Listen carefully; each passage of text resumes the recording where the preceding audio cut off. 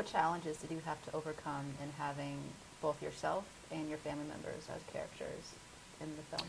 I'm always very self-conscious about including myself in the film. Even with Beyond Beats and Rhymes, my executive producer, Stanley Nelson, who is an award-winning filmmaker in his own right and is a great filmmaker, throughout the whole process, he kept saying to me, you're going to have to put yourself in this film. You're going to have to put more of yourself in this film. You're going to have to be on camera. Initially for that film, Hip Hop Beyond Beats and Rhymes, I only recorded narration. My physical presence wasn't in the film, and it just wasn't working. I mean, the narration just felt flat. It just needed something else. And so finally, and this was like years down the line. I mean, it was like almost in, like deep in the post-production process. I finally agreed to go on camera and to be interviewed, to be in the film. Soul Food Junkies was a little bit different. It didn't take as long, but I'm just always concerned about being overly neurotic, and putting myself in my own films, in a way that's unnecessary.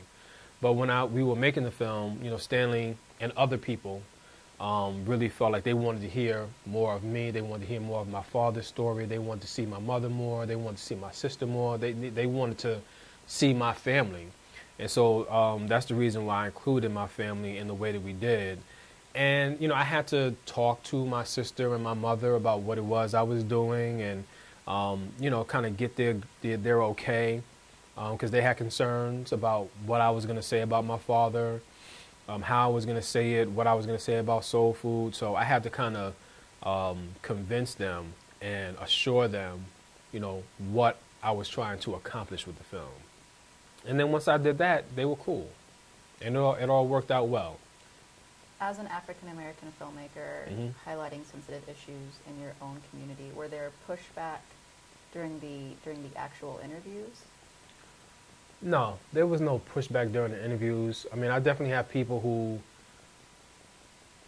were concerned or anxious that I was going to demonize soul food, demonize this black, culinary tradition in a way that was going to be unfair, in a way that was going to be scapegoating and that sort of thing. So people did express concern to me off camera. I mean, not people who I interviewed, but just average people who love soul food or who eat soul food or whatever. So I didn't really receive a whole lot of pushback. What I received most was people saying, you know what, this film is very important. You need to make that film. My grandmother is 265 pounds, and she has diabetes and hypertension. She's on, all kinds of medication, and, all she does is, she loves eating soul food. We keep trying to tell her to change her diet, but she won't do it. I mean, people said that everywhere I went around the country.